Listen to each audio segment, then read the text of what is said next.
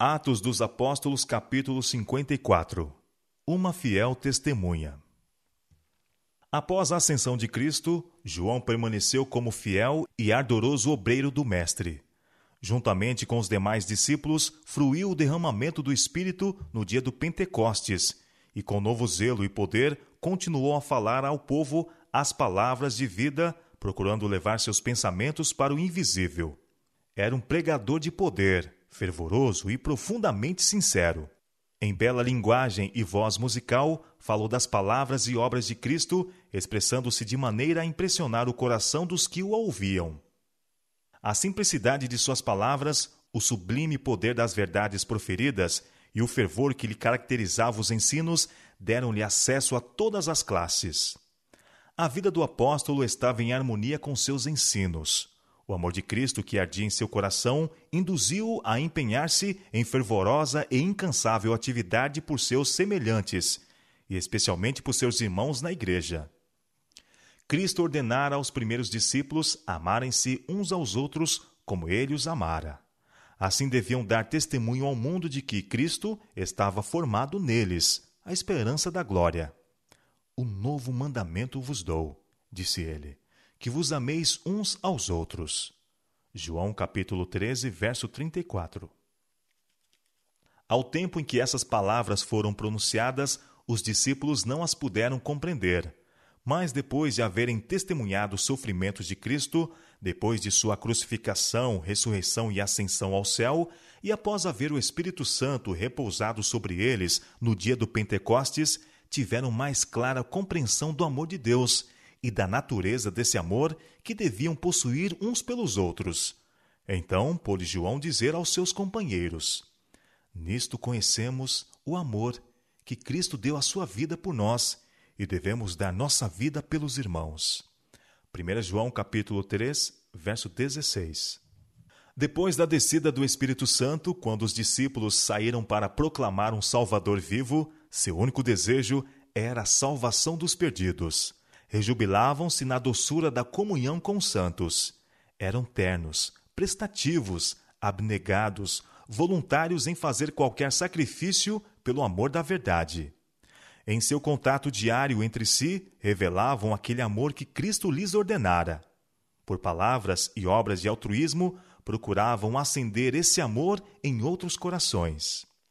Um tal amor deviam os crentes sempre acariciar. Deviam viver em obediência voluntária ao novo mandamento. Tão intimamente tinham de estar unidos com Cristo, a ponto de estar habilitados a cumprir todos os seus reclamos. Sua vida devia magnificar o poder de um Salvador que poderia justificá-los por sua justiça. Mas, gradualmente, se operou uma mudança. Os crentes começaram a olhar os defeitos uns dos outros, demorando-se sobre os erros, dando lugar a severo criticismo. Perderam de vista o Salvador e seu amor. Tornaram-se mais estritos na observância de cerimônias exteriores, mais rigorosos na teoria que na prática da fé. Em seu zelo para condenar a outros, passavam por alto os próprios erros. Perderam o amor fraternal que Cristo lhes ordenara. E o que é mais triste, não tinham consciência dessa perda. Não reconheceram que a felicidade e a alegria lhes estavam abandonando a vida e que, havendo escolhido o amor de Deus do coração, estariam logo andando em trevas. João, sentindo que o amor fraternal estava diminuindo na igreja, insistiu com os crentes sobre a constante necessidade desse amor. Suas cartas às igrejas estão repletas deste pensamento. Amados, amemos uns aos outros, porque o amor procede de Deus. E todo aquele que ama é nascido de Deus e conhece a Deus. Aquele que não ama não conhece a Deus, pois Deus é amor. Nisto se manifestou o amor de Deus em nós, em haver Deus enviado seu Filho unigênito ao mundo, para vivermos por meio dele. Nisto consiste o amor, não em que nós tenhamos amado a Deus, mas em que ele nos amou e enviou seu Filho como propiciação pelos nossos pecados. Amados, se Deus de tal maneira nos amou, devemos nós também amar uns aos outros. 1 João capítulo 4, versos 7 a 11. Sobre o sentido especial em que esse amor devia ser manifestado pelos crentes, escreve o apóstolo: Todavia vos escrevo um novo mandamento, aquilo que é verdadeiro nele e em vós, porque as trevas se vão dissipando e a verdadeira luz já brilha.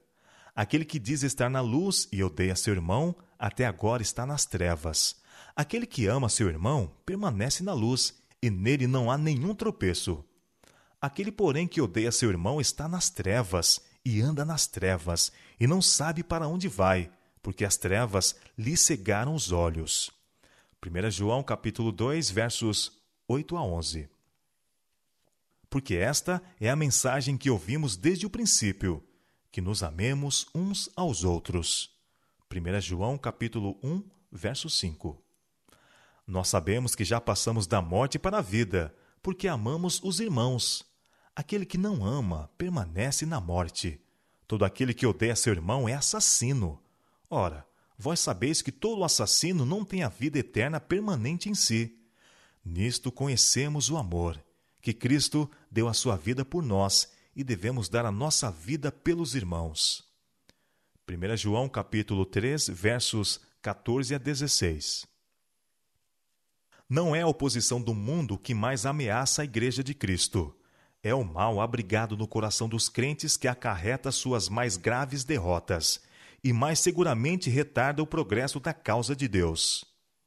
Não há maneira mais certa de debilitar a espiritualidade que acariciar a inveja, a suspeita, a crítica e as vis desconfianças. Por outro lado, o mais forte testemunho de haver Deus enviado seu Filho ao mundo é a existência de harmonia e união entre os homens de variados temperamentos que compõem sua igreja. É privilégio dos seguidores de Cristo dar este testemunho.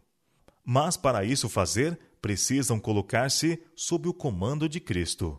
O caráter deles precisa conformar-se a seu caráter, e a vontade deles a sua vontade.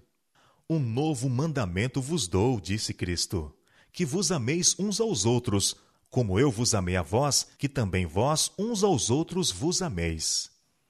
João capítulo 13, verso 34. Que maravilhosa afirmação! Mas, quão pouco praticada! O amor fraternal está tristemente faltando na Igreja de Deus hoje em dia. Muitos que professam amar o Salvador não se amam uns aos outros. Os incrédulos estão observando para ver se a fé dos professos cristãos está exercendo sobre sua vida uma influência santificadora. E eles são ligeiros em discernir os efeitos no caráter, as incoerências na ação. Não permitam os cristãos ao inimigo apontá-los e dizer: vejam como esse povo, permanecendo sob a bandeira de Cristo, odeiam uns aos outros.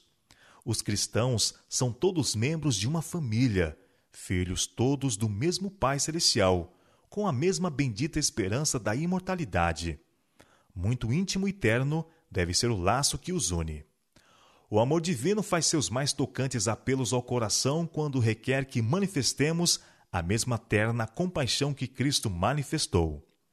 Somente o homem que tem no coração amor altruísta por seus irmãos tem verdadeiro amor a Deus. O verdadeiro cristão não permitirá voluntariamente que a pessoa em perigo e necessitada prossiga sem advertência e sem ajuda. Ele não se esquivará dos que estão em erro, deixando-os afundarem-se na infelicidade e no desânimo, ou caírem no campo de batalha de Satanás. Os que nunca experimentaram o amor terno e cativante de Cristo não podem guiar outros à fonte da vida. Seu amor no coração é um poder que constrange e que leva os homens a revelarem-no na conversação, no espírito misericordioso e terno, no reerguimento da vida daqueles com quem se associam. Para ter êxito em seus esforços, devem os obreiros cristãos conhecer a Cristo, e para conhecê-lo precisam conhecer seu amor. No céu, sua aptidão como obreiros é medido por sua habilidade em amar como Cristo amou e trabalhar como ele trabalhou. Não amemos de palavra, nem de língua, mas por obra e em verdade, escreveu o apóstolo. Atinge-se a plenitude do caráter de Cristo quando o impulso para auxiliar e abençoar a outros brota constantemente do íntimo. É a atmosfera desse amor circundando o próprio crente que o torna um cheiro de vida para a vida e permite que Deus lhe abençoe o serviço. Supremo amor por Deus e desinteressado amor mútuo, eis o melhor dom que nosso Pai Celestial pode conceder. Esse amor não é um impulso, mas um princípio divino, um poder permanente. O coração não consagrado não pode criar ou produzir. Ele somente é achado no coração em que Jesus reina. Nós o amamos a Ele porque Ele nos amou primeiro. 1 João 4,19. No coração renovado pela graça divina, o amor é o princípio que regula a ação. Ele modifica o caráter, governa os impulsos, controla as paixões e enobrece as afeições. Esse amor, acariciado no coração, ameniza a vida e derrama influência enobrecedora ao redor. João procurou levar os crentes a compreender os elevados privilégios que lhes adviriam mediante o exercitarem o espírito de amor. Esse poder redentor, enchendo o coração, controlará todos os outros motivos e colocará seus possuidores acima das influências corruptoras do mundo. E à medida que a esse amor fosse permitido agir amplamente e tornar-se o motivo impelente na vida, sua esperança e confiança em Deus e seu trato para com eles seriam completos. Poderiam, então, vir a Ele em plena confiança de fé, sabendo que receberiam dele tudo quanto fosse necessário para o seu bem presente e eterno. Nisto é em nós aperfeiçoado o amor, para que no dia do juízo mantenhamos confiança, pois, segundo ele é, também nós somos neste mundo. No amor não existe medo, antes o perfeito amor lança fora o medo. Ora, o medo produz tormento, logo aquele que teme não é aperfeiçoado no amor. 1 João capítulo 4, versos 17 e 18. E essa é a confiança que temos nele, que se pedirmos alguma coisa, segundo sua vontade, ele nos ouve, e sabemos que alcançamos as petições que lhe fizemos.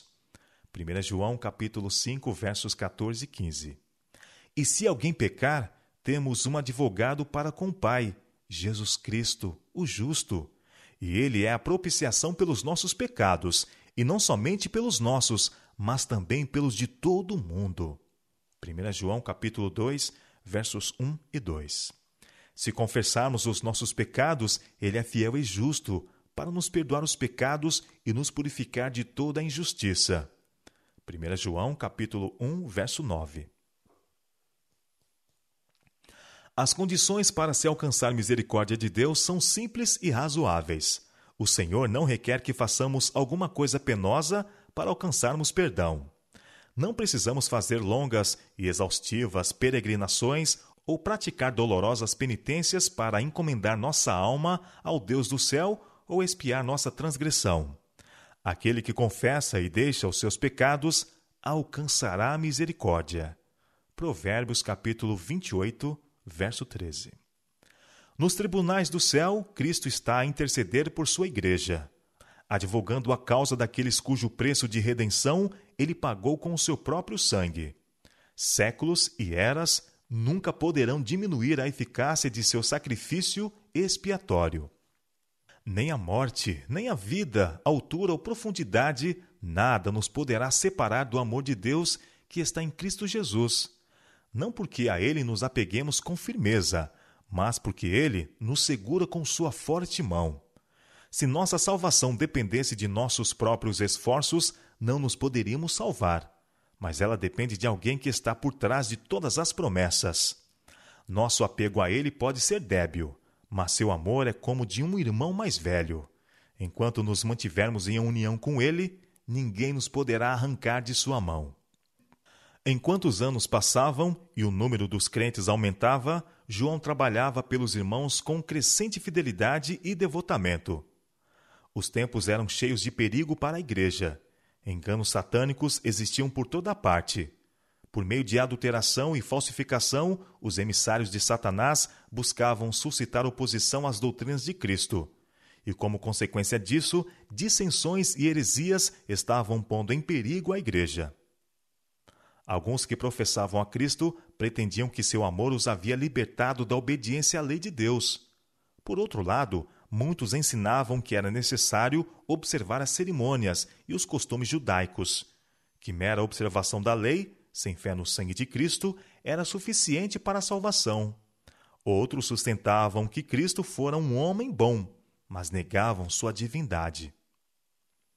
Alguns que simulavam ser leais à causa de Deus eram enganadores e, na prática, negavam a Cristo e seu Evangelho. Vivendo eles mesmos em transgressão, introduziam heresias na igreja. Muitos eram assim levados a um labirinto de ceticismo e engano. João enchia-se de tristeza ao ver surgirem na igreja esses venenosos erros. Viu os perigos a que a igreja seria exposta e enfrentou a emergência com prontidão e decisão. As epístolas de João respiram o espírito de amor. É assim como se ele escrevesse com a tinta do amor. Mas quando entrou em contato com os que estavam a quebrar a lei de Deus, embora declarando estar vivendo sem pecado, não hesitou em adverti-los de seu perigoso engano. Escrevendo a uma auxiliar na obra do Evangelho, uma mulher de boa reputação e grande influência, disse ele: já muitos enganadores entram no mundo, os quais não confessam que Jesus Cristo veio em carne. Esse tal é o enganador e o anticristo. Olhai por vós mesmos, para que não percamos o que temos ganhado. Antes, recebemos o inteiro galardão. Todo aquele que prevarica e não persevera na doutrina de Cristo, não tem a Deus. Quem persevera na doutrina de Cristo, esse tem tanto o Pai como o Filho. Se alguém vir ter convosco e não traz essa doutrina, não o recebais em casa, nem tampouco o saudeis, porque quem o saúda tem parte nas suas más obras. 2 João, capítulo 1, versos 7 a 11. Estamos autorizados a ter na mesma consideração indicada pelo discípulo amado os que alegam permanecer em Cristo, ao mesmo tempo em que vivem em transgressão da lei de Deus. Existem, nesses últimos dias, males semelhantes àqueles que ameaçavam a prosperidade da igreja primitiva.